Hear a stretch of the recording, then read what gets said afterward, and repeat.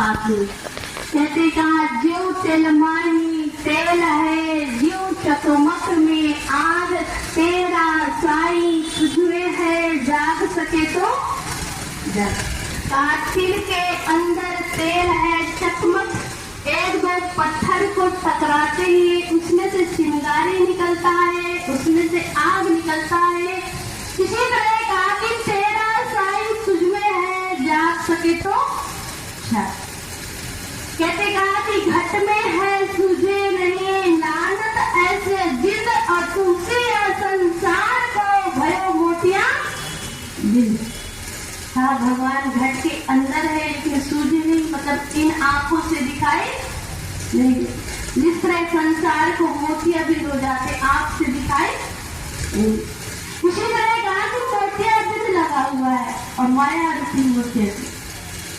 माया रूपी क्या? मकान मेरा है, दुकान मेरा है, बेटा बहू लाठी पोता धोता धोती सब मेरा मेरी करने में लगे।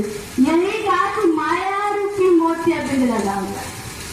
इसीलिए कहा कि हम परम पिता परमात्मा भगवान को देखकर नहीं पाते। कहते मृग नाभि कुंडल बसे, मृग ढूंढे बनमाए, ऐसे घट घट ब्रह्म है, दुनिया जानत नहीं। मृग के नाभि में से कहा कि कुंडल है, कस्तूरी, उनके नाभि से सुगंध निकल रहा है, खुशबू निकल रहा है। लेकिन मृग मन में सोचता है, भटकता रहता है, खुशबू सुगंध कहाँ से आ रहा है। और वो कुंडल को, कस्तूरी को प्राप्त करना चाहता है, लेकिन कहा कि पूरा जीवन भटकते रहते हैं, भटकते भटकते अपने जीवन को अंत कर देता।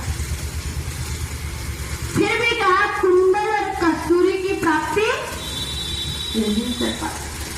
इसी तरह कहते कहा ऐसे घट घट ब्रह्म है। कहते कहा ऐसे ही सबके घट घट के अंदर ब्रह्मा ने भगवान है सबके अंदर, लेकिन ये दुनिया ना जानने के कारण बाहर भटकते दुर्गा मंदिर इसी प्रांगण में एकादशी। तो संत हमें याद दिलाते हैं कि हे मानो, अगर कहा कि हम वो परम पिता परमात्मा भगवान की दीदार दर्शन चाहते हैं